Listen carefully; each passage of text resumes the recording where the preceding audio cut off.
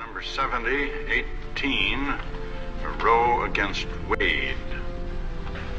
You would agree, I suppose, that one of the important factors that has to be considered in this case is what rights, if any, does the unborn fetus have? That's correct. Yes. And the basic constitutional question initially is whether or not an unborn fetus is a person, yes. Isn't it? It's critical to this case. Yes, sir, it is. If it were established that an unborn fetus is a person within the protection of the 14th Amendment, you would have almost an impossible case here. I would have a very difficult case. Certainly would. In a landmark ruling, the Supreme Court today legalized abortions. The majority in cases from Texas and Georgia said that the decision to end a pregnancy during the first 3 months belongs to the woman and her doctor, not the government. Thus, the anti-abortion laws of 46 states were rendered unconstitutional. The Supreme Court today ruled that abortion is completely a private matter to be decided by mother and doctor in the first 3 months of pregnancy. The 7-2 ruling to that effect will probably result in a drastic overhaul of state laws on abortion.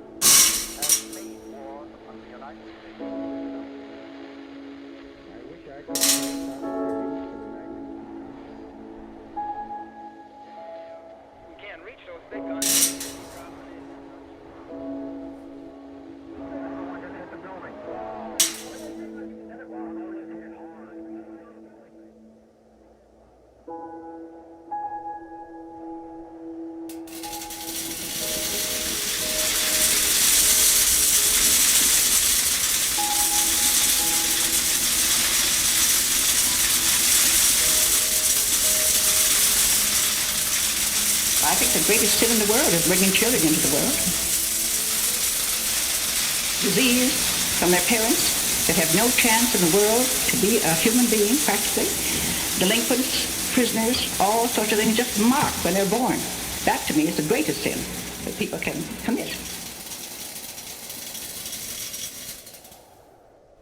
I'm Norma McCorvey, the former Jane Roe of the Roe v. Wade decision that brought legal child killing to America. I was persuaded by feminist attorneys to lie, to say that I'd been raped and I needed an abortion. It was all a lie. Since then, over 50 million babies have been murdered. I will take this burden to my grave. Please don't follow my mistakes. A North Texas doctor who performs abortions is back in the spotlight this midday. His clinic shut down a while ago, but now he's reopened a surgery center. He is now the only doctor in the area who will perform late-term abortions. That's for women who are up to 6 months pregnant. It's no surprise that he's been the target of protests, but as KVUE's Jim Douglas shows us, there is a surprise in the doctor's story. Am I killing? Yes, I am. I know that. It's a jarring admission from anyone, especially from a doctor, and perhaps even more so from this doctor. I'm an ordained Baptist minister. President Obama supports the brutal practice of partial birth abortion, where a baby is delivered up to the neck, and this living, kicking, half-born baby then has a pair of scissors jammed into the back of their skull, and the baby's brains are sucked out. Well, this issue came up at the state level, and I voted no on the late-term abortion ban. But that's just the beginning of the extremism of Barack Obama. He voted 3 times against the Born Alive Infant Protection Act, leaving born babies alone to die. Does anyone really believe we should abandon babies in a utility room to die? The answer is yes. His name, Barack Obama. Barack Obama defended infanticide, the killing of fully born infants who had survived a failed abortion attempt and were then left for hours in soiled linen baskets to die. Jill Stanek and others blew the whistle on this. It's just really hard for me to even ask you this question because I'm almost in disbelief. If a baby is born on a table as a result of a botched abortion, What would Planned Parenthood want to have happen to that child that's struggling for life? Well, we believe that any decision that's made should be left up to the woman, her family, and the physician. What happens in a situation where a baby is alive, breathing on a table, moving? What do your physicians do at that point? I do not have that information. I am not a physician. I'm not an abortion provider. So I do not have that information. They'll just suction the baby, and it's possible that there may be movement as they're taking out the fetus. Like movement after? Mm-hmm. And then what happens? Well, then usually it stops on its own. Okay. So, okay, if they use the Jackson? No, what did you say, suction? Uh-huh. So if they use the suction, then there's possible movement when it comes out. Yeah, and sometimes after... Is it alive or? Sometimes they are, yeah. But it doesn't necessarily mean that it will come out whole, because they use suction, plus they use instruments, and sometimes the fetuses don't come out, that's not complete. Okay. So, but if it does come out whole, mm-hmm. I mean, will they resuscitate it? Like, will I have to take care of it? Mm-mm. Okay. If that does happen, like if they do it, if I were to choose to do it that way, like, you would just let it go, right? Mm-hmm. Okay, so you would just let it die on its own if it Mm-hmm. was whole and Mm-hmm. breathing. Yes? They Okay. do not resuscitate. Okay. Yeah. Just let it die on its own and, Mm-hmm. okay. Technically, legally, we would be obligated to help it, to survive, but, it probably wouldn't. It's all in how vigorously you do things to help a fetus survive at this point. Obviously, you're here for a certain procedure, and if your pregnancy were, let's say you went into labor, the membranes ruptured, and you delivered before we got to the termination part of the procedure here, then we would do things, we would not help it. Okay. Let's say we wouldn't intubate. Okay. Okay. So you would make sure. Yeah, we wouldn't do any extra. It's like it would be a person that would be a terminal person in the hospital. Let's say that had cancer. You wouldn't do any extra procedures to help that person survive. They had do not resuscitate orders. Okay. We would do the same things here. You stated that that a baby born on a table as a result of a botched abortion, that decision should be left to the doctor and the family. Is that what you're saying? That decision should be between the patient and the healthcare provider. I think that at that point, the patient would be the child struggling on a table. Wouldn't you agree? That's a very good question. I really don't know how to answer that. I think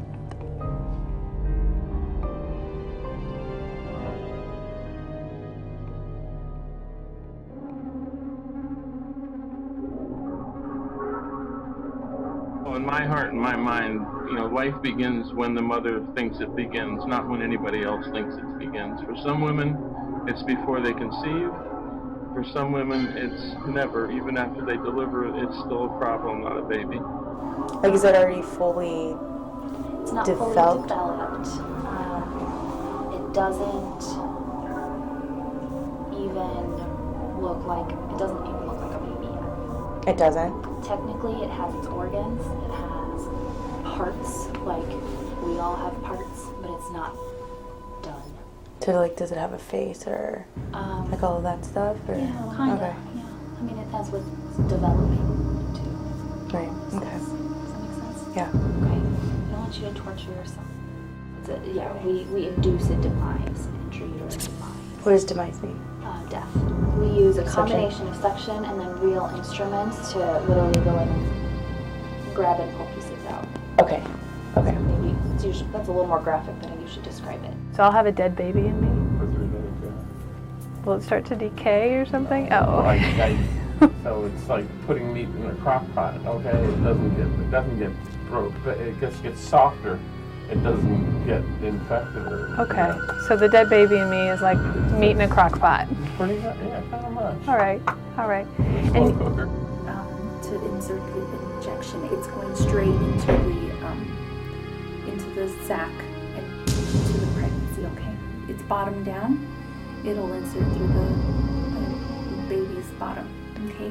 Okay, if so it's head down, it'll insert through the head, cranium. And then it's just, I mean, like any shot, you know, like a flu shot or a vaccine, really. Just like a flu shot or vaccine, okay. Yeah, and it's not like you and I, where when we get a flu shot, we're kind of, ooh, not that experience of anxiety and suffering is not, it's not capable of. Okay. And so that, I think, helps us all to feel more comfortable with this.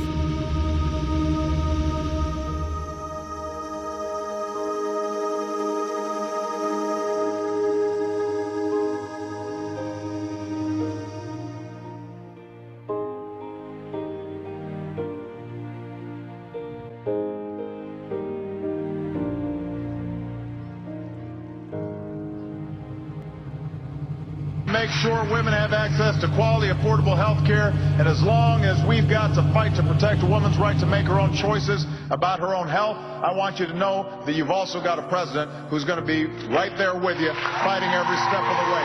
Thank you, Planned Parenthood. God bless you. God bless America. I admire Margaret Sanger enormously. Her courage, her tenacity, her vision. Another of my great friends, Ellen Chesler, is here, who wrote a magnificent biography of Margaret Sanger called Woman of Valor. Your remarks last month when you called Margaret Sanger, the founder of Planned Parenthood, a person whom you enormously admire, were stunning to me. Margaret Sanger clearly embraced bigotry and racism. She advocated for the elimination of the disabled, the downtrodden, and the black child.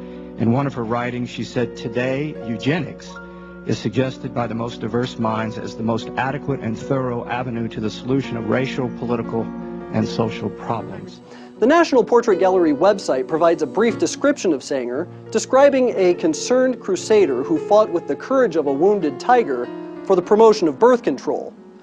What the Smithsonian exhibit fails to mention, however, is that Margaret Sanger founded the largest abortion chain in the country, now known as Planned Parenthood. But the exhibit also fails to explain the racist ideology behind Sanger's promotion of birth control. Birth control is not merely an individual problem. It is not merely a national question. It concerns the whole wide world, the ultimate destiny of the human race. In his last book, Mr. H.G. Wells speaks of the meaningless, aimless lives which cram this world of ours. Hordes of people who are born, who live, yet who have done absolutely nothing to advance the race one iota. Their lives are hopeless repetitions. All that they have said has been said before. All that they have done has been done better before. Such human weeds clog up the path, drain up the energies and the resources of this little earth. We must clear the way for a better world. We must cultivate our garden.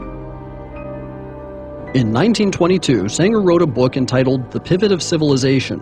In it is a chapter called The Cruelty of Charity, where she blasts programs that provide medical and nursing facilities to slum mothers as insidiously injurious.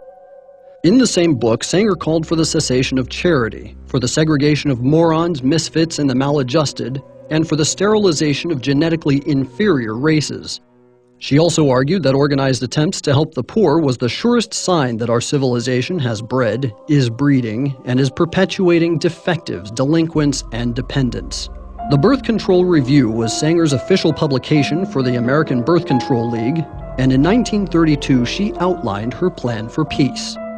The main objectives of the Population Congress would be to apply a stern and rigid policy of sterilization and segregation to that grade of population whose progeny is already tainted, to give certain dysgenic groups in our population their choice of segregation or sterilization, and to apportion farmlands and homesteads for these segregated persons where they would be taught to work under competent instructors for the period of their entire lives.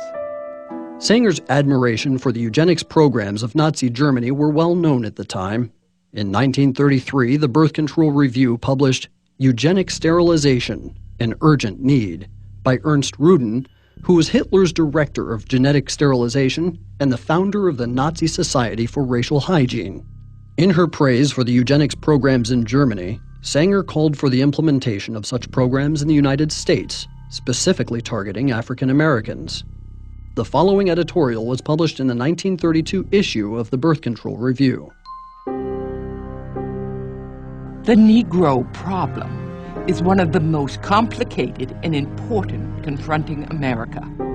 Whatever the ultimate answer may be, such an attitude brings to light the function of birth control as a necessary agency in its solution. The present submerged condition of the Negro is due in large part to the high fertility of the race under disastrously adverse circumstances. Thus, the question arises, to what extent birth control has had a eugenic effect upon the Negro race?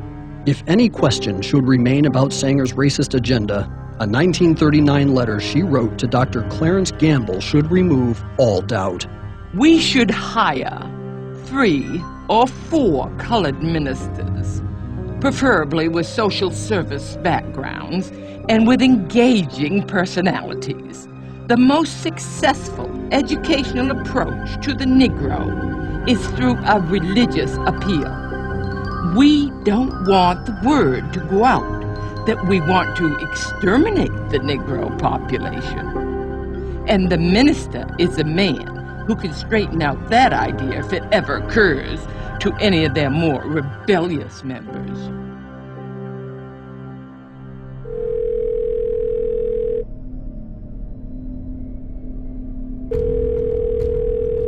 Good afternoon, this is Autumn.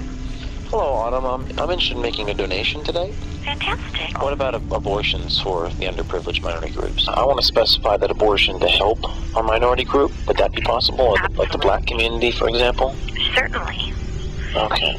So the abortion could be, I could give money specifically for a black baby. That'd be the purpose. Yeah, absolutely. If you wanted to designate that you wanted your gift to be used to help an African American woman in need, then we would certainly make sure that gift was earmarked specifically for that purpose. Great, because I really face trouble with affirmative action, and I don't want my kids being disadvantaged, against black kids. I just had a baby. I want to put it in his name, so that's definitely possible. Oh, always. And we just think, the less black kids out there, the better. Understandable. All right. Excuse my hesitation.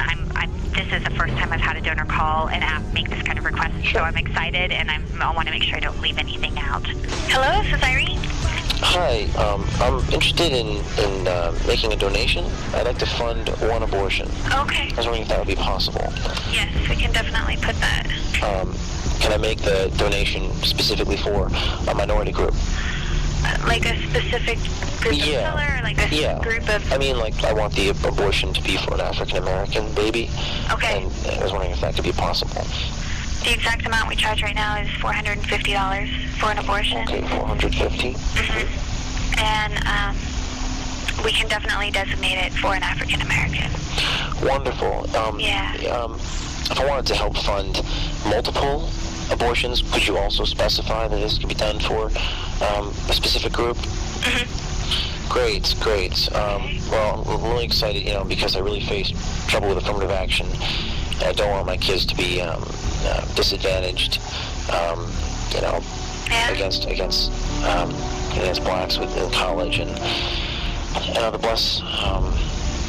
less blacks out there, the better. So. Yeah. Yeah, it's a strange time for sure. Yeah. So, okay. Thank you so much, and you'll receive the check in a few days. Hello, this is Sue. May I help you? Hi, Sue. I'm interested in making a donation. Great. So, would it be possible for me to donate that money specifically for these minority groups so that they could have access to abortions? Yes, it would be. Wonderful. And could I specify that abortion be done, or those abortions be done for a particular minority group, or how does that work? If you wish, you can. Okay. So, for example, the black community in Tulsa, would it be possible to give the money specifically for that?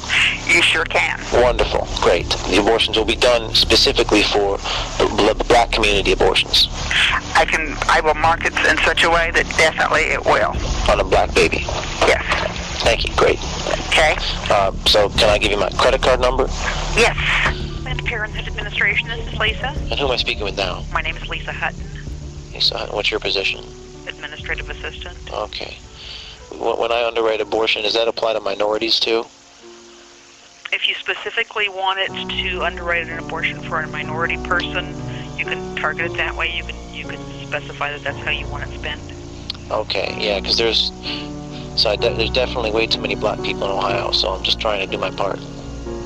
Okay, whatever. Well, blacks especially need abortions too, so that's what I'm trying to do. Well, for whatever reason, we'll accept the money.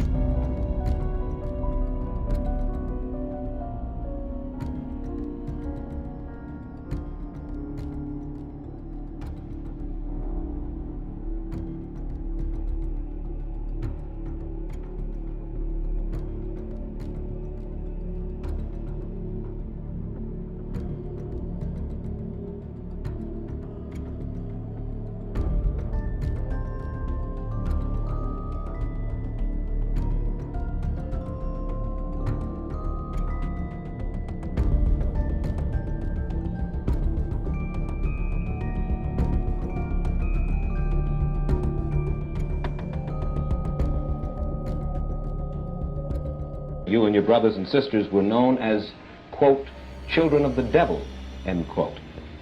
Could it be then that in part at least you were driven emotionally toward the birth control movement because of antagonism toward the church, because that was a way to fight the church?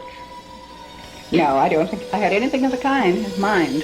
You have helped to spread the birth control movement not only here in the United States, but in Europe and the Orient as well. Why? Why is birth control of such vital importance internationally? Is it just to save women suffering? Is that the only reason in your mind? Well, not entirely. The population question is a great concern today, and the rate at which the births come in to we're saving them now. At one time, when children died, they didn't have the food.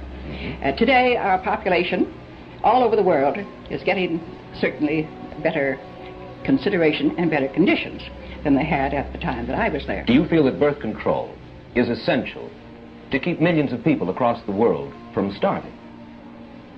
Well, I think the birth control, if you keep your population more or less static until you pick up your resources, certainly you'll prevent their starving. Well, what's more important, birth control or picking up the resources?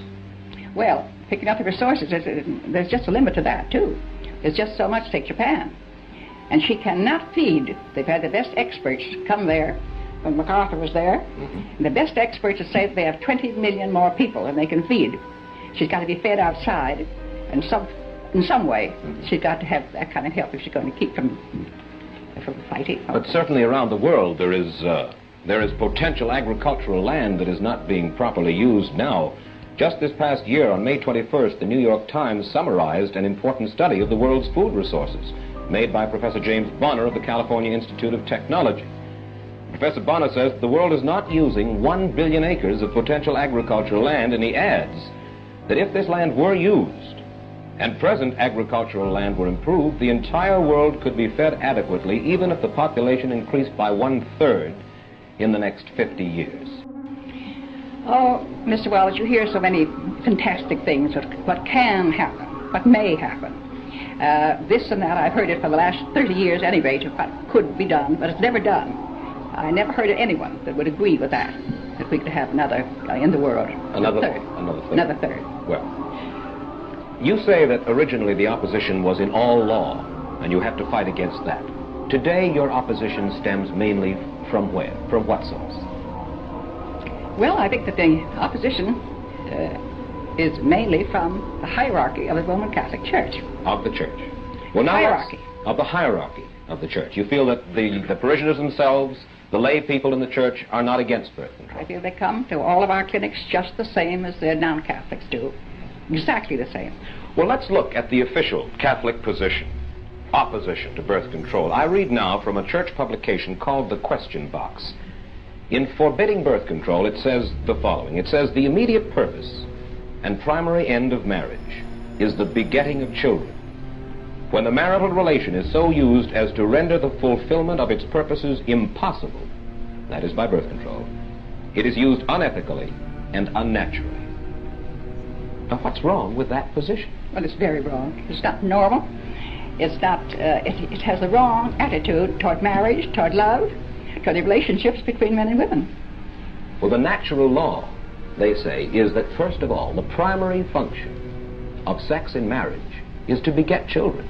Do you disagree with that? I disagree with it 100%. They rule that birth control violates not only the Church's position, it isn't the Church's position, but they say that it violates a natural law, as I have just explained.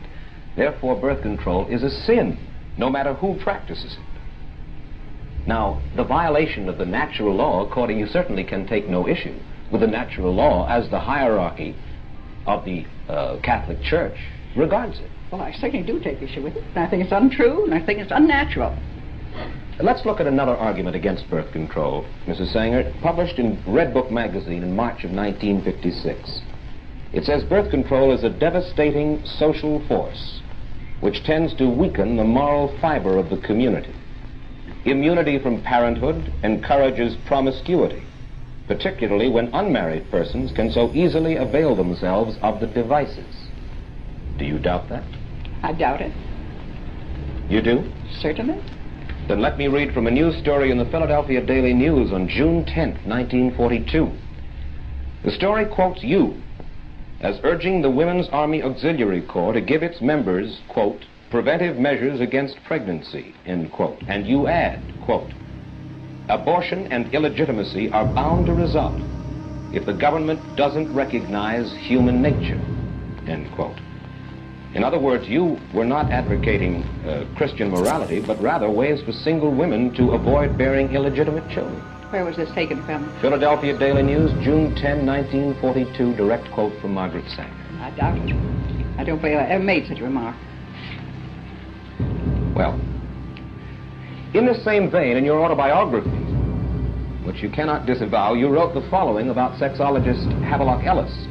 You said he's been able to clarify the question of sex and free it from the smudginess connected with it from the beginning of Christianity. Now, what do you mean by the smudginess connected with sex, and why do you blame it on Christianity? Well, there's many reasons, of course, to say because we have more records of it than go on of Christianity.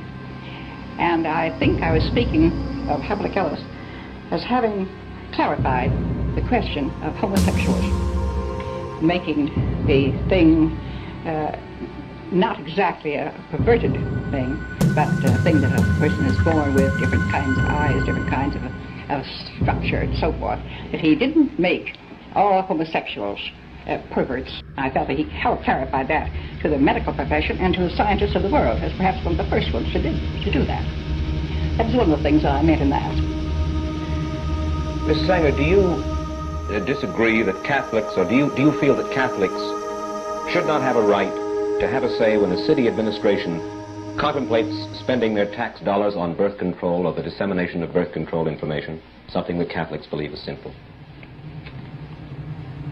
That they have a right to say what they... Do you feel that they don't have a right to have a say when a city administration contemplates spending their dollars, tax dollars, on birth control? For instance, here in New York, Catholics comprise about 45% of our population. They're the largest single group. Well, don't you think they should have the democratic right to lobby against having their money spent, their tax money spent, for something that they consider evil? Well, I suppose they have a right. They certainly do it. But so have the others. They're only 45% of the population. That is not the majority. But they have a right to get up and... I have no objection to having sin, but I think we should have the same right. I say we, I mean non-Catholics. Well, of course, this is a little bit at variance with something that you told our reporter earlier this week. You said earlier this week, it's not only wrong, it should be made illegal for any religious group to prohibit dissemination of birth control, even among its own members. In other words, you would like to see the government legislate religious beliefs in a certain sense. Where these strange things come to, that I said them is what I should like to know when. Well, now, you know that my reporter spent a good deal of time with you. He's very accurate young man. Yes. And this is a specific quote. Well, I don't think I said it quite that way. What are your religious beliefs, Mrs. Sanger? Do you believe in a God in the sense of a divine being who rewards or punishes people after death? Well, I have a different attitude about the divine. I feel that we have divinity within us. And the more we express the good part of our lives, the more the divine within us expresses itself. I suppose I would call myself an Episcopalian by religion. And there's many other. If you travel around the world, you get quite a bit of the feeling of all religions have so much alike in the divine part of our own being.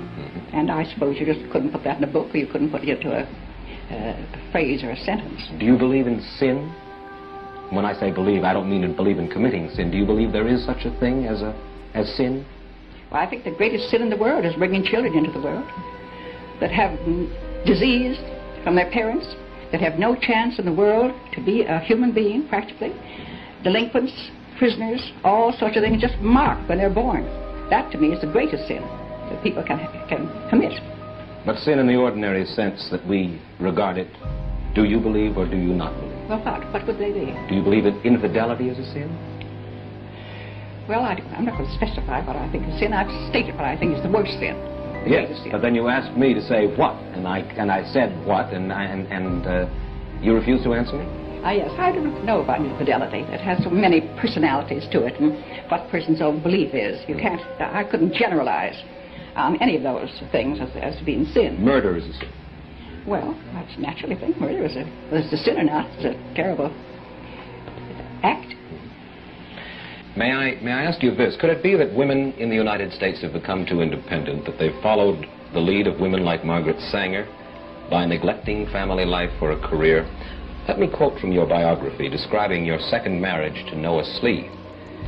Quote, in New York, Mrs. Sanger maintained every clause of their compact of independence. They had separate apartments, they telephoned each other for dinner or theater engagements, or passed notes back and forth. Would you call this a sound formula for marriage, Mrs. Sanger? Different people, yes. It certainly was for me. You know, I have to confess to you, I have a hard time putting, that's a very clever statement, that just because you're for abortion doesn't mean you're against babies. I wonder if the 4,500 babies who are aborted every day would buy that rhetoric. There's definitely there's something that we disagree on that is at a very deep level, and I don't want to pretend like I'm going to be able to convince you because I understand. I understand. What do you think it is inside of a woman before she gives birth to it? I think it's a fetus. It's not a human being. It is a fetus. So it takes what to become a human being? To be born. So it's a matter of location. I think it's a matter of being able to. I really don't want to get into the issue of defining life. I'm not exactly 100% on everything about this. It's all right. I'm not going to club you with the microphone. Okay, so you think that if the baby moves from inside to outside, that makes it a baby? I think that when it lives on its own, yes. If somebody needs, say, a heart monitor, or let's say a kidney monitoring, a dialysis machine to stay alive, would that mean that they're not human because they rely on something? It doesn't mean they're not human, sir. I know you're trying to get the gotcha questions on this, and like I said, there's a fundamental difference that we have on this, and I respect that. Like, it's just that in some instances, I believe that people should have a choice on it, and I believe that as a man, it's not really my call. Like, I want a woman to be able to have the best medical care, have the best decision, and I want her for it to be the doctor and her that decides. So as a man, I'm not able to make any sort of moral judgment? No, sir. And if you and your significant other, you and your wife, it's definitely something you decide on together. But I think it's not the government. You don't think the government should be imposing values? I don't think the government should be taking away rights from women. So you think it's a right to end the life of your child? I think that Roe v. It is not a child yet. I think it's a fetus, and I think Roe v. Wade has confirmed that it is a right. Yes. All right, so we really keep coming back to that nagging issue. What is it that makes that child a baby outside, but inside it's not? Right. And sir, and that is definitely a very key issue. I understand you come from it from your faith background, from any sort of background. Actually, I come from that from logic. Okay, you can call it as you wish, sir, and it's fine. Some people disagree on it. The thing is that if you're talking about presidential elections, things like that, I don't even think it's even a major issue to be concerned about. It is if you're one of those 4,500 babies. All right, let me just ask you one last question. I won't harangue you.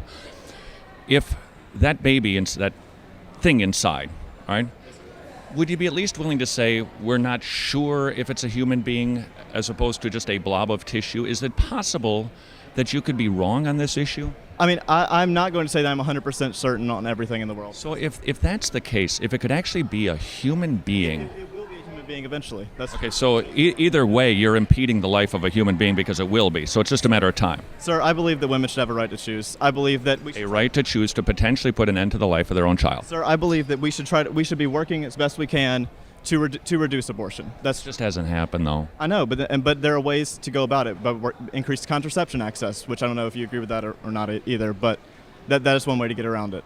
Right. So the issue, however, though, of terminating the life of a baby, you should think that an individual should have the right. Now, so you don't think it's a moral issue? I think it's a moral decision to be made between a woman and her doctor. So you're okay with the government imposing some sort of moral values on people, correct?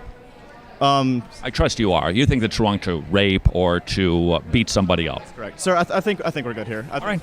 I hope Imagine if you could change society's stance on abortion.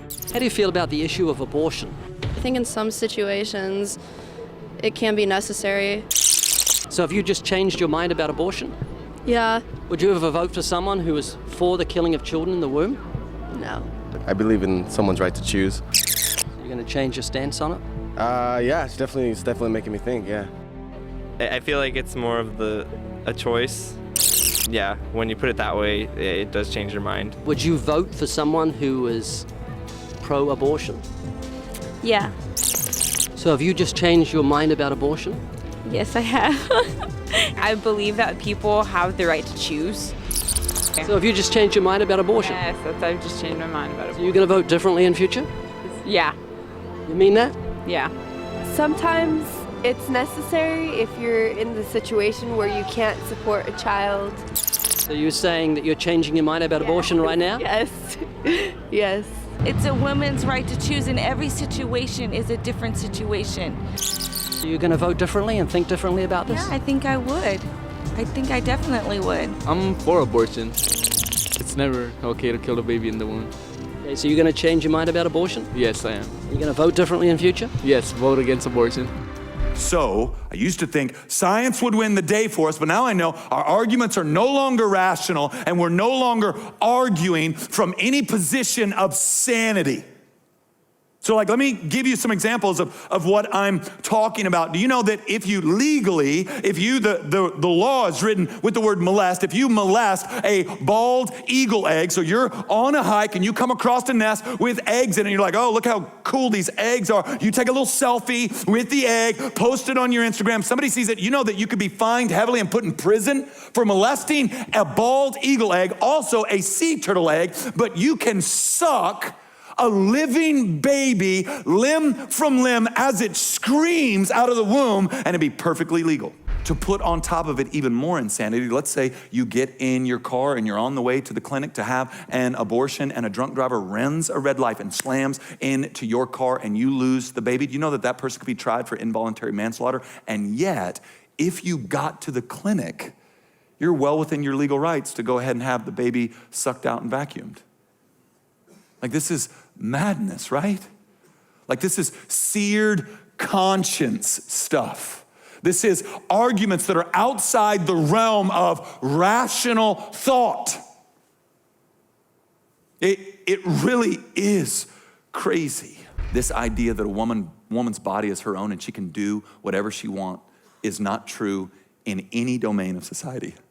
Listen, guys, I love you. The government tells you all the time what to do with your body. Last time I checked, prostitution was illegal in Dallas. And just for the record, I haven't checked in a long time because I don't need to check. It doesn't matter if it's legal or not. But I believe that it is illegal. which I believe is the government going, you can't do that with your body. If you do that with your body, we will arrest you, we will put you in jail, and we will also arrest the guy that is trying to buy from you that body that is yours. You cannot take off all your clothes and drive home naked without being pulled over and arrested. Right? That's the government telling you what to do with your body. So when you have the exaltation of the autonomous self, what I want matters most, what I desire matters most, forget sacrifice, forget hurting, forget the long road. I want what I want. When that collides in a society that says throw it away and get a new one, you get abortion on demand. Do you know how percentage-wise, how few abortions actually even occur under the banner of rape? It's hardly measurable. So that's everybody's trump card. What about rape? Well, most abortions don't occur because of rape. Most abortions are occurring because of convenience. I don't want to be pregnant.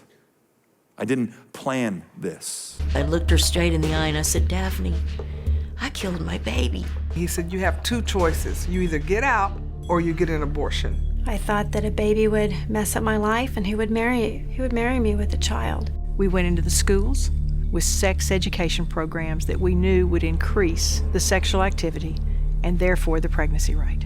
I lived in a crappy apartment and I drove a crappy car and I didn't even have a job. Who was I to raise a child?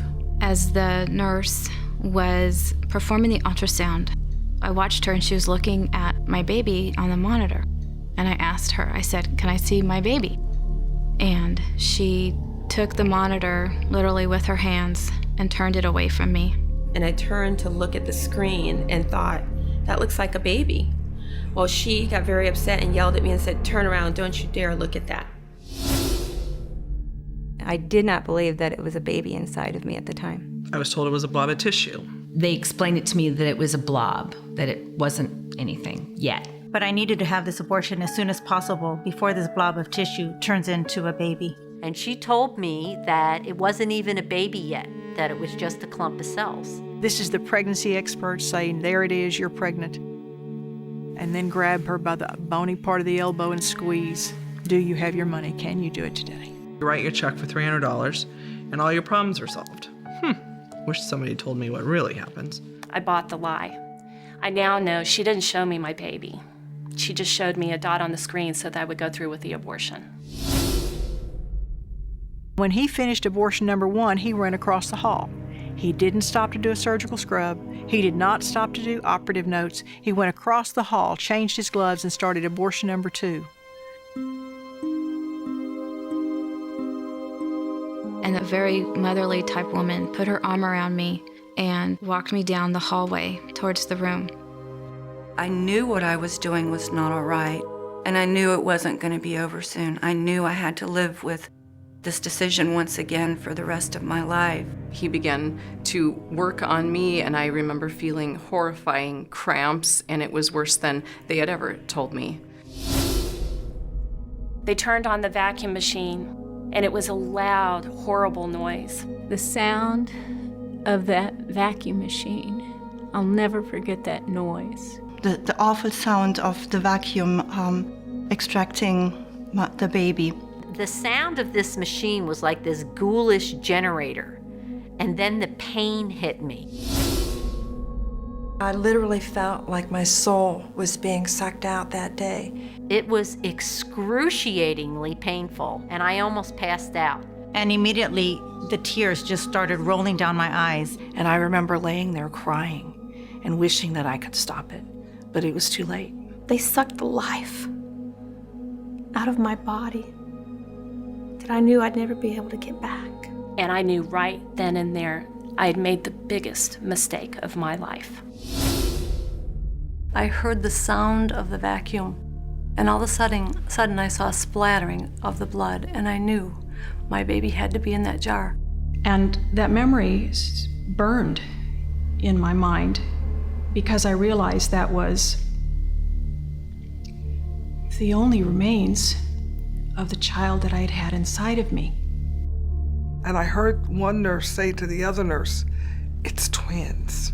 And then she took the trash bag and she tied it in a knot and she walked out with the twins in that trash bag. I was hysterical. I was crying, and for the first time, maybe because I was heavily medicated, I felt free to call out and say, you know, it was my baby, it was my baby. I knew deep inside of me that what I had done was take the life of my own child. It opened my eyes to what abortion really was, and I knew that when I walked out of that abortion facility that day that I would never have anything to do with abortion ever again. All the feminists said is my body, my right. This was going to help me. Why didn't I feel that way? They said my life would get back to normal again. It's never been back to normal again. The grief and trauma and shame that we as women deal with this choice, I wouldn't wish on my worst enemy. I had nightmares. I became depressed. I wanted to meet them. I wanted to see what they would have looked like, their voices. It affected me as a woman, as a mother, as a wife. It finally just got to a point where I no longer wanted to live. I felt I could no longer go on. In the middle of the night, she woke up and she was just crying. And I looked in her face and I just saw terror. I began to have suicidal thoughts, and I made a suicide attempt. I turned the gas on in the oven, and thank God a friend came to the door. I tried 2 other times to kill myself as well. There's not enough tissue in my office to handle the tears of the women when they realize that they may have killed the only baby that they will have. The doctor told me that because of all of that scarring in my uterus from the abortions, that I had been left infertile and that most likely I would not become pregnant again. I was 16 when I had my abortion.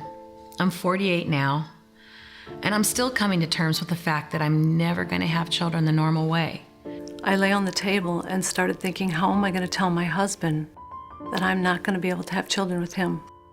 It was the reality of knowing that the only 3 children I would ever bear, I killed.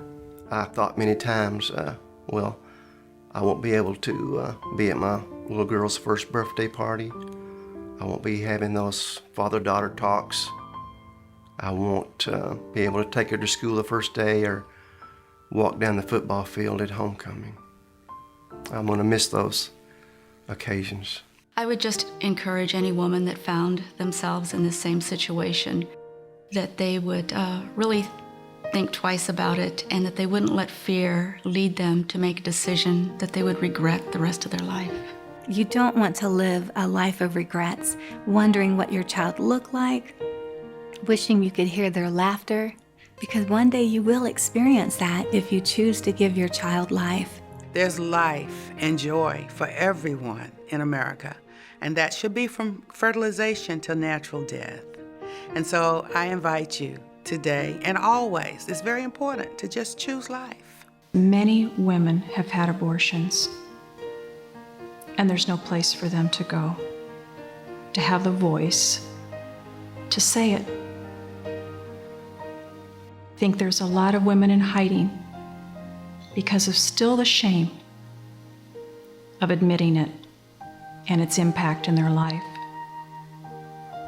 So what I would want to say is take courage and do so for yourself and for the memory of that child. Breaking tonight, outrage and disbelief in Washington and beyond tonight as videotape surfaces showing Planned Parenthood admitting, even celebrating, its practice of harvesting the organs of aborted fetuses for money. Welcome to the Kelly File, everyone. I'm Megyn Kelly. And before we go any further, we need to warn you that the news in our lead segment tonight is very disturbing. It also happens to be very important, and we believe you need to see it. It involves Planned Parenthood, a healthcare network that last year served more than 4 million patients and took in over $500 million tax dollars in the process. Yesterday, a group called the Center for Medical Progress, a pro-life group, released a hidden camera recording of a woman identified as Dr. Deborah Nucatola. She is the Senior Director of Medical Services for all of Planned Parenthood.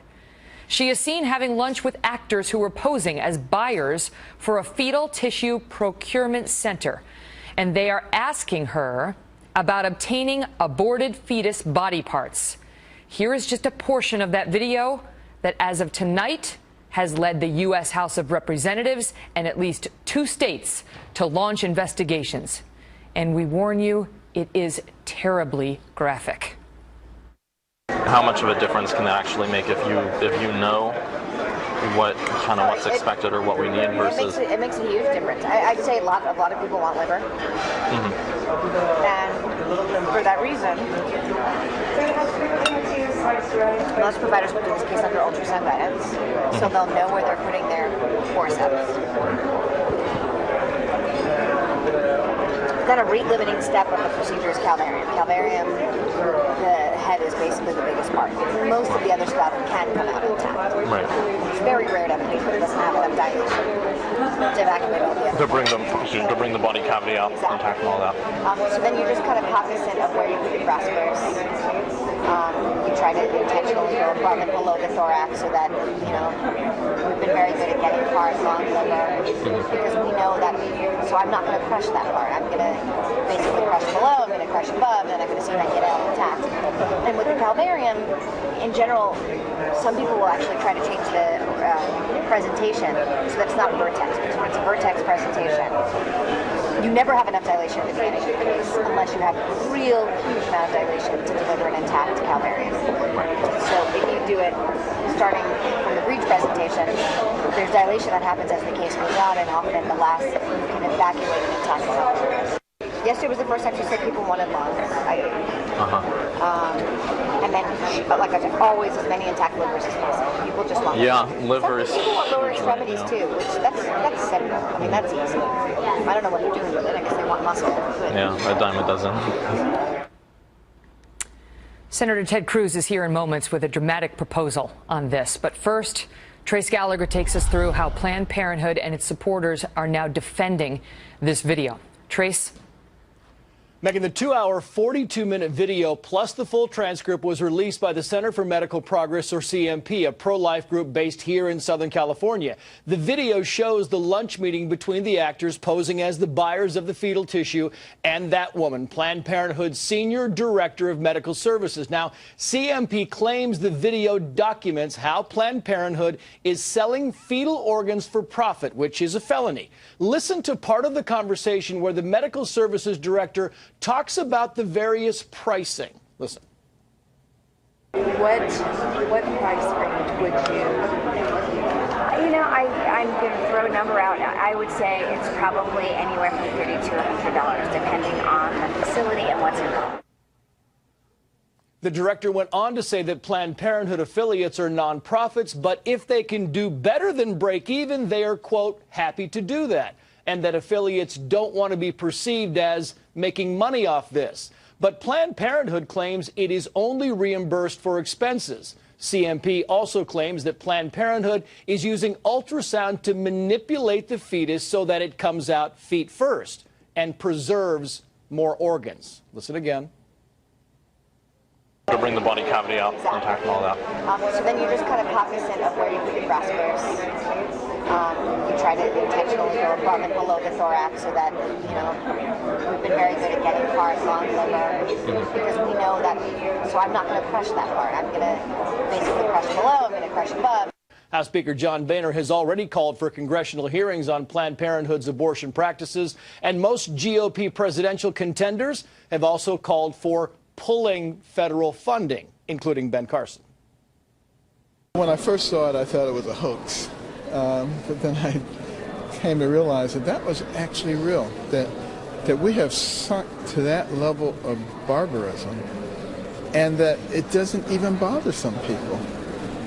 They've become numb to that degree of indifference and lack of caring about human life. A number of media outlets today defended Planned Parenthood, attacking this video as a sting operation intended to make the group look bad. While on the other side, conservatives were outraged by what they saw, with writer Michelle Malkin posting an op-ed that reads in part, "What kind of country do we live in where law-abiding businesses are fined, threatened, and demonized for refusing to bake gay wedding cakes, but barbaric baby butchers are hailed by feminists, Hollywood, and a president who asked God to bless them. God help us. Joining me now, Dana Lash, author of Hands Off My Gun and the host of Dana on the Blaze TV, and Robert Zimmerman, a Democratic strategist and DNC committee member from New York. Let's talk about the barbarism of it. The legality is up for debate. I realize that. I have my own opinions as a lawyer. But the barbarism of her callous tone, Dana, as she discusses the crushing of fetus organs. Yeah, and Megan, thanks for having me on this issue too. Dr. Nucatola there, I just, the casual way that she spoke about this, she's having a glass of red wine, she's eating a salad, and she's talking about lungs and hearts and livers and appendages, arms and legs, just, like it's just a regular day and they're talking about parts for a car. This is how far we have sunk. Where is the humanity in this? And where's the consistency in this as well? There's all of this outrage from Planned Parenthood, but why would there be outrage? Why are they trying to spin it? If a life is a life, then they have something to hide. But I don't know, it infuriates me to the point where it makes me nauseous, Megan. I was nauseous watching this video. Okay. As a lawyer, I will tell you, I think this is very legally problematic. But I'm intentionally not making it about that. And I'm not even making it about a pro-life, pro-choice thing. I'm talking about the absence of any humanity on her part as she performs these abortions for the solemnity of the moment and the respect for the potential of human life, Megan, regardless of your position on abortion. There's another part of the video where she talks about, just today I did a 17-weeker and what I got from this 17-weeker. Yes. I just want to show the audience, this is what a 17-weeker looks like. This is not a pro-choice argument right now or a pro-life argument right now, but this is a 17-weeker. And the gruesomeness of her attitude is what has resonated with people in watching this, even pro-choice people, Dana. Right. And Planned Parenthood, Megan, wonders why they falter with public support with things like this. Quite to the contrary, and Dana. You're right. Planned Parenthood I'm speaking, Robert. This is why Planned Parenthood falters with support, because you're right, there is no humanity here. These are children. They're children enough to be considered viable enough from which to harvest and sell organs. And that there is no humanity, that there is no consideration, no sensitivity for this moment, that it can be so casually discussed. So let me get over this straight, wine Dana. and salad. I was an OR assistant. I did a lot of parts of the clinic, and one of my jobs was his right chair assistant. And I never paid attention. I did pay attention, but I didn't know that it was illegal. When he did an abortion, especially over a 20-week abortion, most of the time the fetus would come completely out before he either cut the spinal cord or he introduced one of the instruments into the soft spot of the fetus in order to kill the fetus. And but I wasn't aware. I thought, well, it's an abortion. That's what he does. But I wasn't aware that it was illegal. And on many occasions, we had fetus that he would use the process as far as what is it called, where he would dilate the cervix and then evacuate the uterus. And most of the time we would see him where the fetus would come completely out, and of course the fetus would still be alive because it was still moving, and you could see the stomach breathing. And that's when he would do his he would snip the spine, as they're saying that this doctor did. And of course the soft spot was one of the spots that he would take one of the forceps, or the, what is it called, the dilators, and stick it down the soft spot of the fetus's head. You saw this happen? Oh yes, I think every morning I saw on several occasions. If we had 20-something patients, of course, maybe 10 or 12 or 13 or 15 patients would be large procedures, and out of those large procedures, I'm pretty sure I was seeing at least 3 to 4 fetus that were completely delivered in some way or another. Because sometimes laminaria causes the cervix to get so soft that you don't need a lot of pulling or anything on it. Once you take that package out, 9 times out of 10, that fetus is ready kind of just to flow from inside of the uterus out into, When you say package, you mean the laminaria? The laminaria package insertion, yes, Right. sir. You take that out and the baby's ready to come out. Yes, sir. As soon as that, or sometimes he would go ahead and bust the water sac, and there you go. You know, you practically had a fetus, you know, in the pan. So. And you see the baby alive. Yes, sir. And him kill that baby outside the womb. Yes, sir.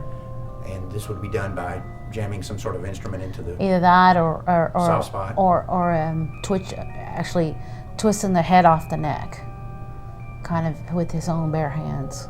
And you saw that happen? Yes, sir. Mm-hmm. So he would twist the head off. I'm sorry. Sometimes he would go through the stomach as well. Sometimes he would do what? He would like force it through the stomach. The instrument, is it beards? And like twist it. Yeah. And you saw that? Mm-hmm. Anything that he could get to the fastest. Like she said, the umbilical, he was probably perforating the umbilical cord. I normally saw either the snipping of the spine or the introduction of the instrument in the soft spot of the fetus, normally, or twisting of the neck. I remember he would put like his finger. Yeah, or his finger. He'd take his finger and then through the throat. Yeah. You remember that the one that he did, that the baby, the fetus came out and it was alive. He thought he had actually killed it already, and he opened up his eyes and grabbed his hand, his finger. Remember that one? Well, yeah, he's looking at him and grabbing his finger. Yeah. Yeah. He thought he had finished with the baby. He thought it was deceased already. It was deceased already. He was getting ready to put it in the bag. Did he talk about that? One of his employees did. That's how I found out. He doesn't talk about that. A lot of the times we would bring the big fetus that were over age, and we would reopen the bag and just look at it and be like, oh my God, it's so big. You know, we would be amazed how big it was, and we'd be sweating and stuff because it'd take us almost an hour to perform an abortion that big. It's really hard when you only get doing an abortion that big and only dilating with like maybe 13 to 14 laminarias in the cervix. It's kind of hard. Sometimes he couldn't get the fetus out. He would yank pieces, piece by piece, when they were over the size. And I'm talking about the whole floor dirty. I'm talking about me drenched in blood. On some occasions, of course, he pulled out a lot of breech fetus, and their toes would be moving. You know, you could see the fetus toes moving. And as he would insert the forceps, what are they called? The beards. There's 2 types. There's the beards, and then there's the sophers. The beards are the ones with the bigger claws, and that's the one he would use to yank the fetus out. And I remember, I have a visual all the time. I always remember this. It's real disturbing to me, where he used to clamp, like push it in. He would hold the fetus by the feet and kind of pull down and insert the claws. And when he would squeeze them, you can see that baby's toes spread open. And I would always say, oh my goodness, you know, and people say that that they don't feel. Well, if they didn't feel, why would their toes, you know, their toes would be out hanging kind of like in a, what's going on, you know, where am I going? And I remember clearly every time he used to use that instrument, I remember those little toes, you know, opening wide. It was a sad picture. I normally would turn around, kind of just hold and, you know, just turn around until he was finished.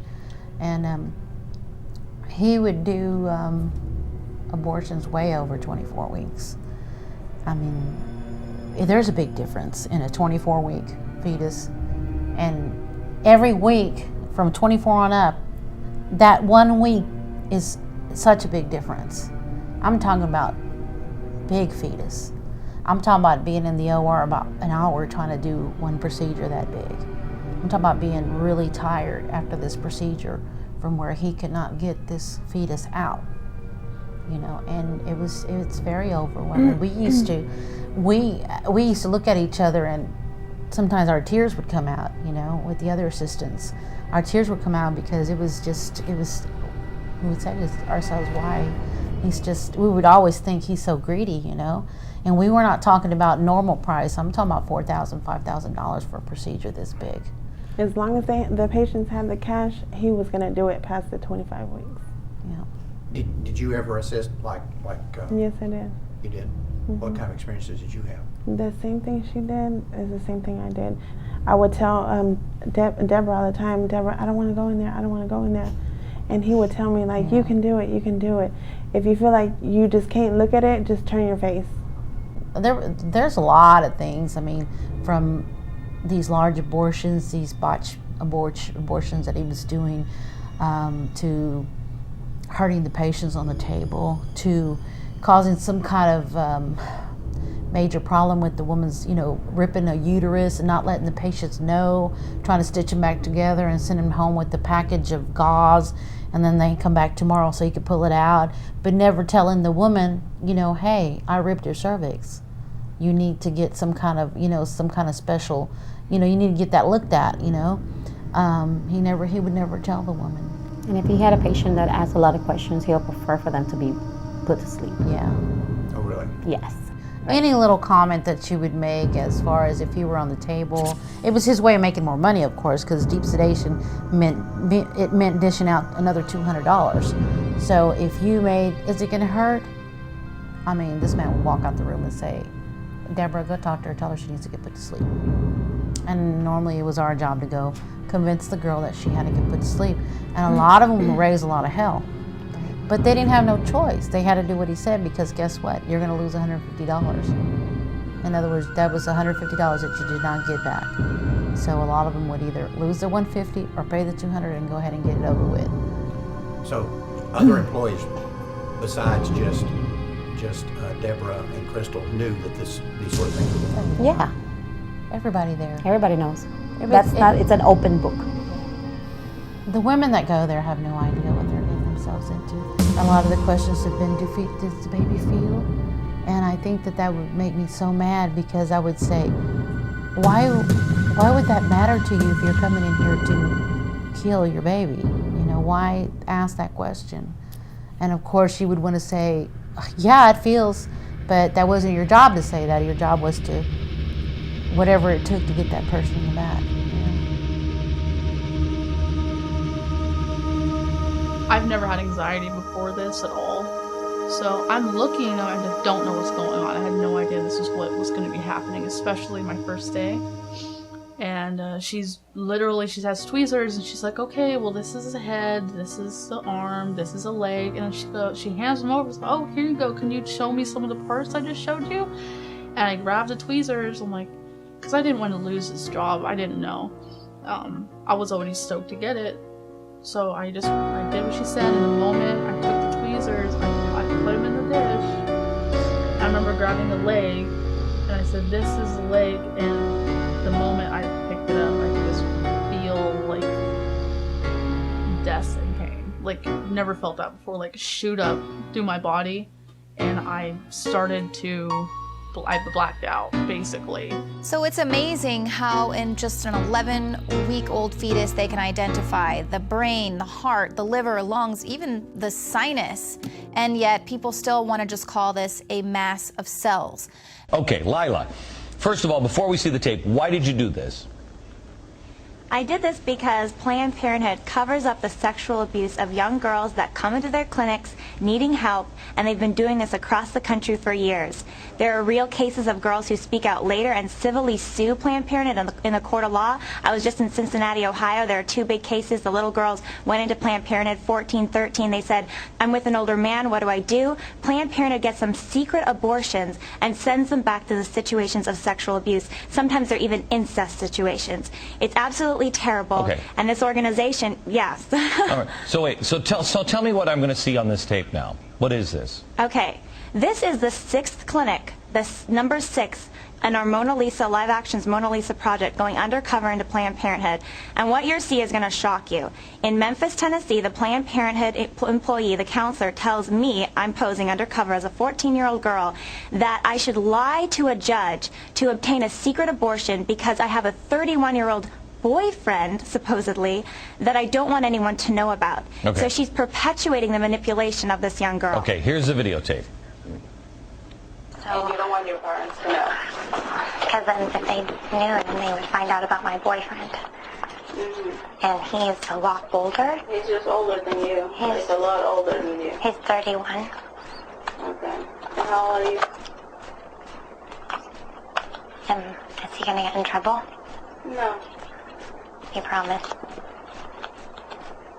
I don't know. Okay, the main point is that you wanna. I'm 14, but I'm turning 15 in 2 months. I'm not gonna tell anybody. Okay. And please don't say that I told you this. But you need to call them. You need to call her. Are they gonna ask questions about her boyfriend? No. They don't need if to you know. don't mention it, just say you have a boyfriend, 17 years old, whatever. She's gonna say, okay, she's gonna give you a court date, and you have to go to court that day.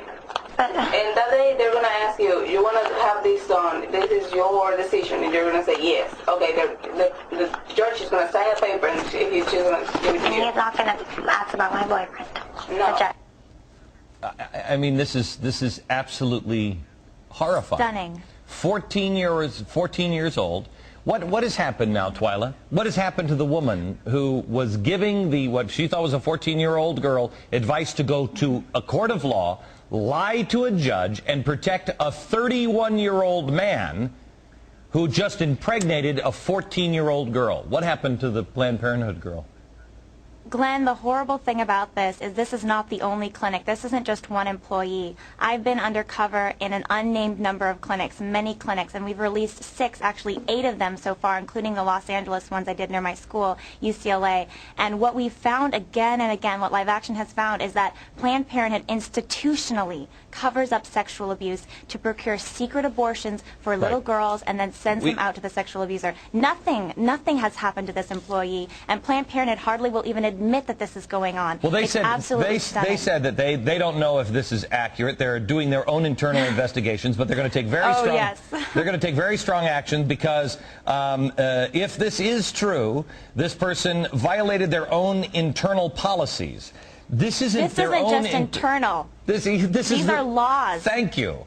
Thank you. Laws are in place to protect these young girls, and Planned Parenthood not only is disobeying laws across the country, and they've been sued civilly for this, they've never been convicted criminally, never once been convicted criminally, but they're not only disobeying laws, but their supposed obligation to help women and to be there for women is totally thrown out the window here. These little girls aren't being looked at holistically, they're being looked at as plumbing problems. They come in there, oh, you're pregnant? Let's get you that abortion. They don't care what future they're sending a little girl to, what past the little girl came from. Instead, they're getting these secret abortions and then sending them on their merry way. And these are young girls that go back often into cycles of long time abuse. Okay. It's horrible, and this organization, as many people might not know, receives, even last year, $350 million in tax money. Okay. So they're breaking laws, they're hurting girls, and they're getting our money for it.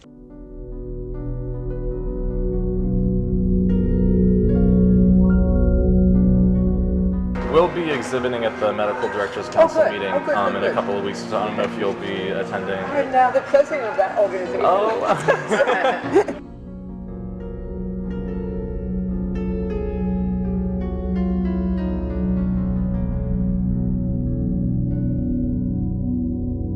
So we had just started the conversation. This is sort of clinic. They're a startup that they have been about a year in business. They're a no-profit company that's connecting researchers with people who want to donate tissue. Volume, thank you for giving it to me. You made one over a year, with 60 in the second trimester. And we just started talking about how the process works with Religulous down in Los Angeles when I was there. Okay. Back up a little bit. PPFA, our parent body, is on board with tissue donation. We have to ask for a waiver to do it, and we have to lay out for them what our program's going to be like.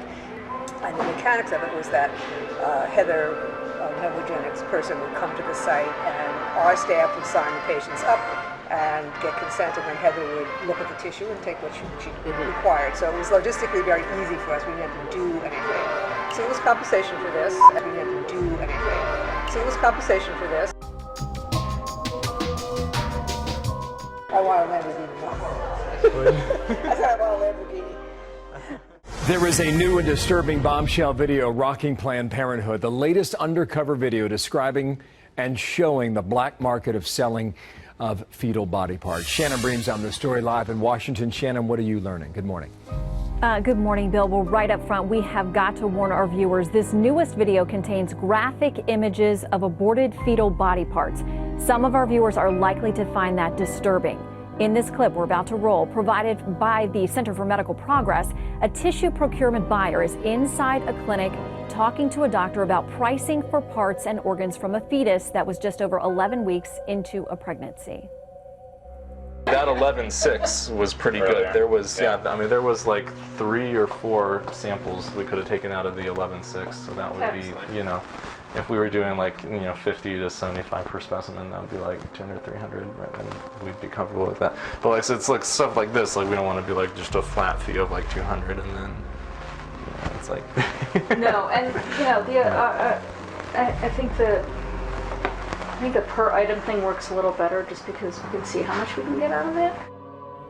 Under federal law, it is a crime, quote, for any person to knowingly acquire, receive, or otherwise transfer any human fetal tissue for valuable consideration. There are things that raise questions. Take a quick overview of companies that do provide fetal remains for purchase.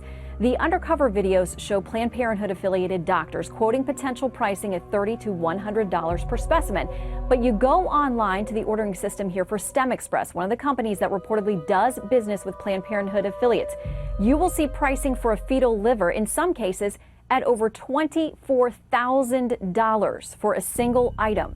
The new video also contains the testimonial of a woman who says she was hired by STEM Express to work inside a Planned Parenthood clinic procuring fetal body parts. She says she wasn't told before she arrived on site what she would be doing and fainted on her very first day. In a statement, STEM Express says it, quote, prides itself on complying with all laws. Phil? That is tough stuff. Planned Parenthood is facing tough new questions this morning. A 4th undercover video is out showing a doctor at the women's health provider talking about selling fetal body parts. Juliana Goldman is in Washington, where Republicans want to end federal funding of Planned Parenthood. Juliana, good morning.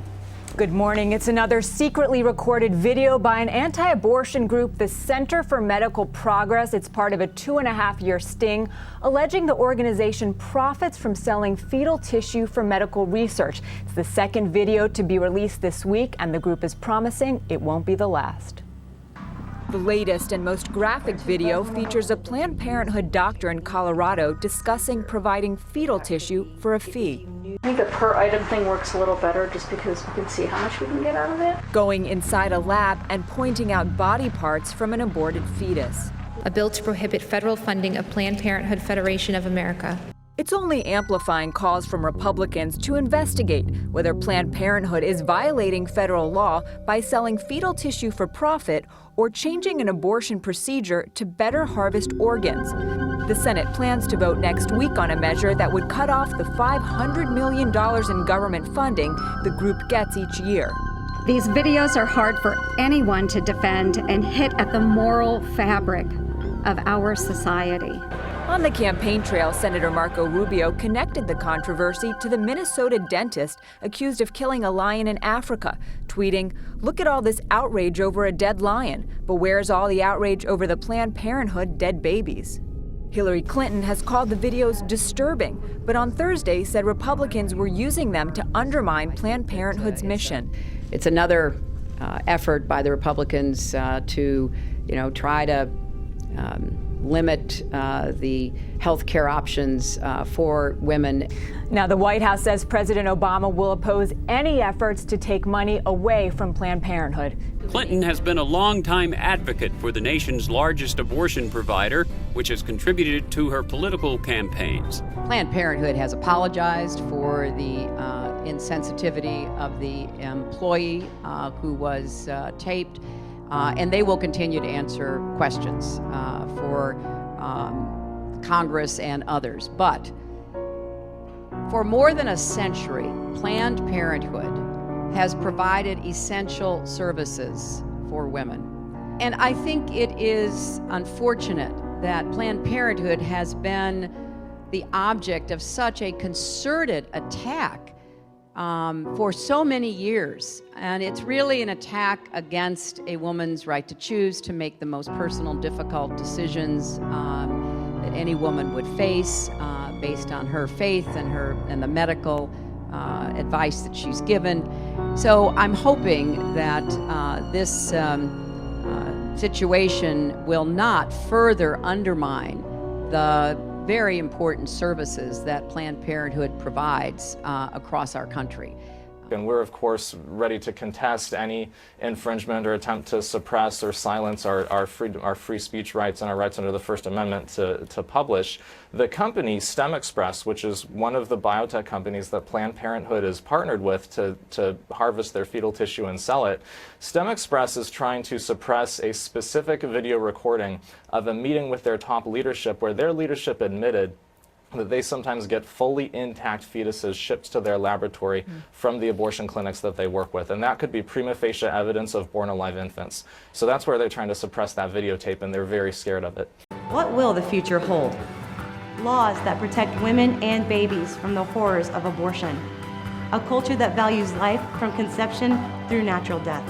My generation will end abortion. My generation will end abortion. My generation will end abortion. My generation will end abortion. My generation. My generation. My generation. My generation. My generation. My generation. My generation. My generation. My generation. My generation. My generation. My generation will end abortion.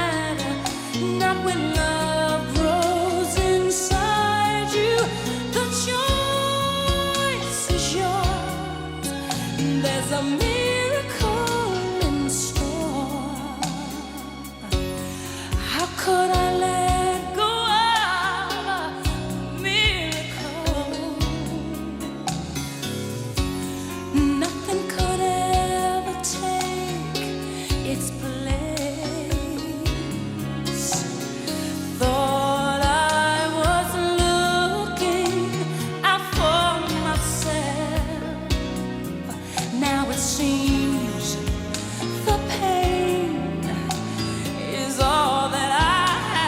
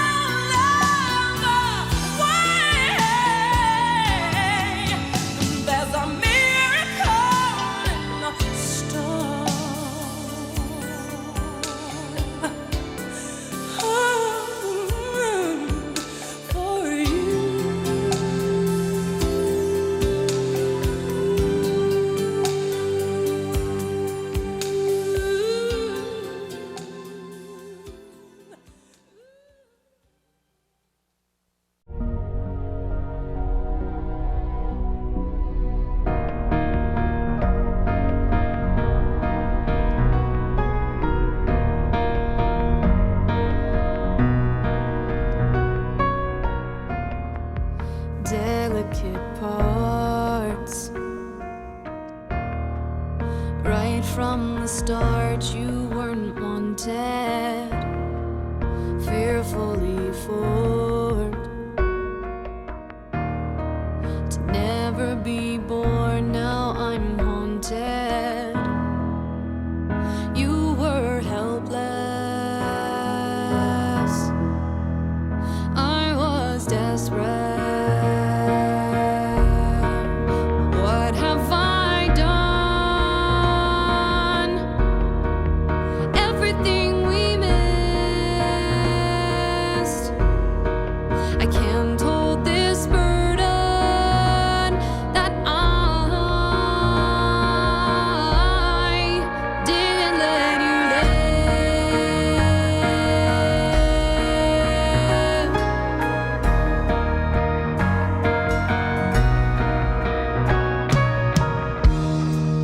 Nobody knew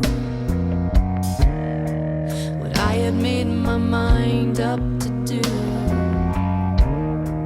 and it isn't true that you weren't alive and that I couldn't carry you.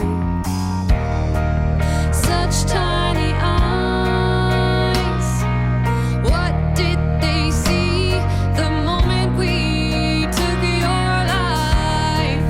Oh, why did I believe a lie that still keeps me sleepless at night, torn inside? Since the day you died, what have I done? Everything we missed.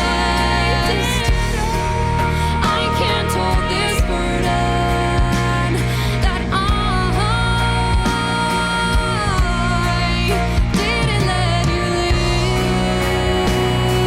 Oh no, I miss you so. I miss you so.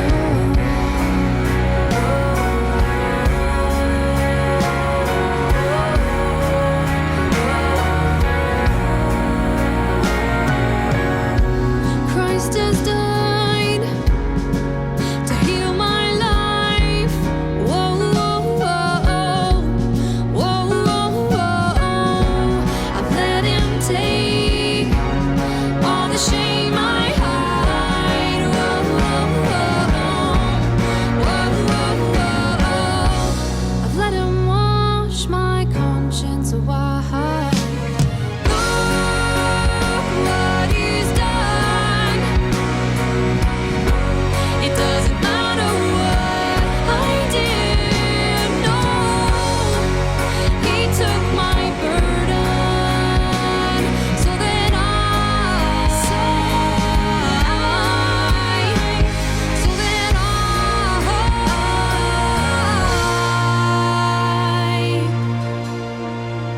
I can truly live.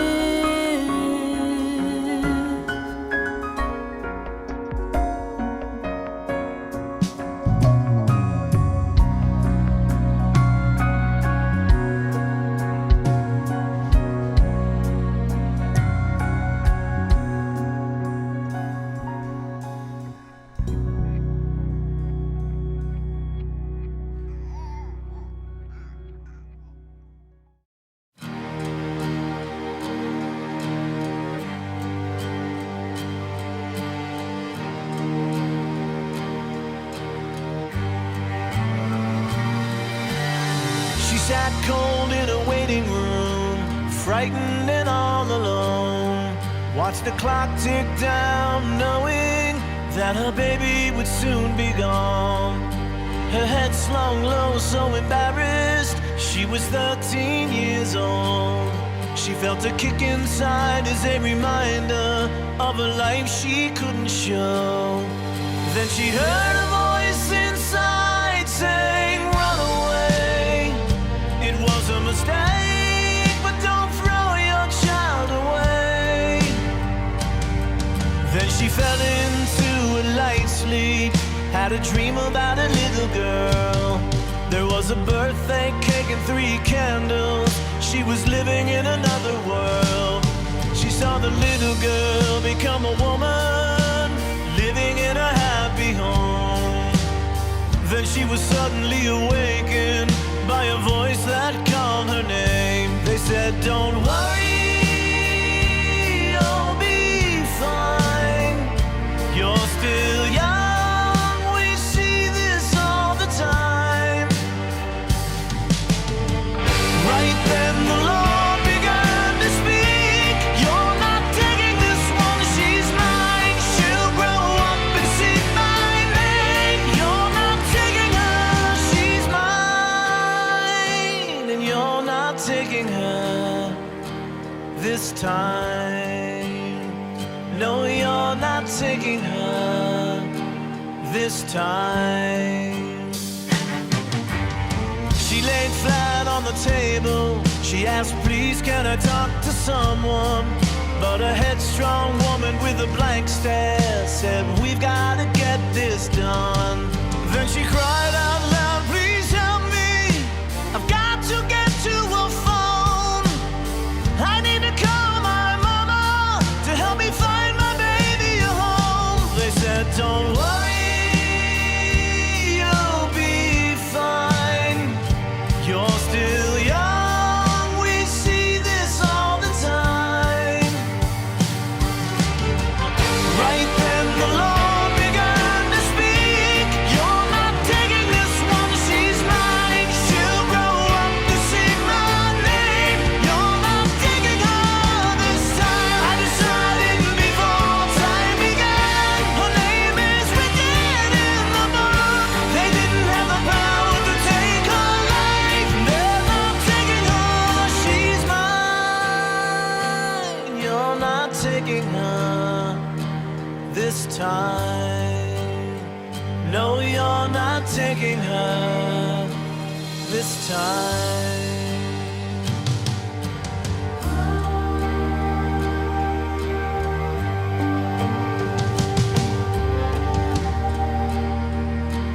This time. No, you're not taking her this time.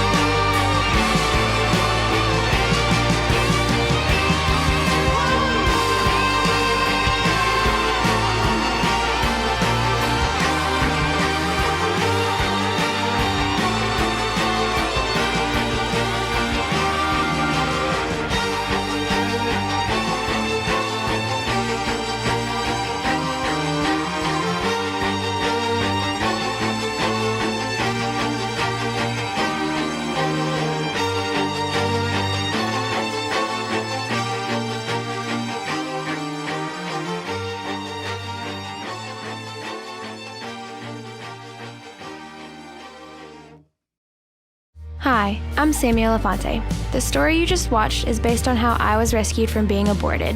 And we are eternally grateful that Sammy's birth mother chose life. Every day in America, 3,500 children lose their lives to abortion. That is one child every 25 seconds. You can save babies from abortion. For more information, please visit onlineforlife.org.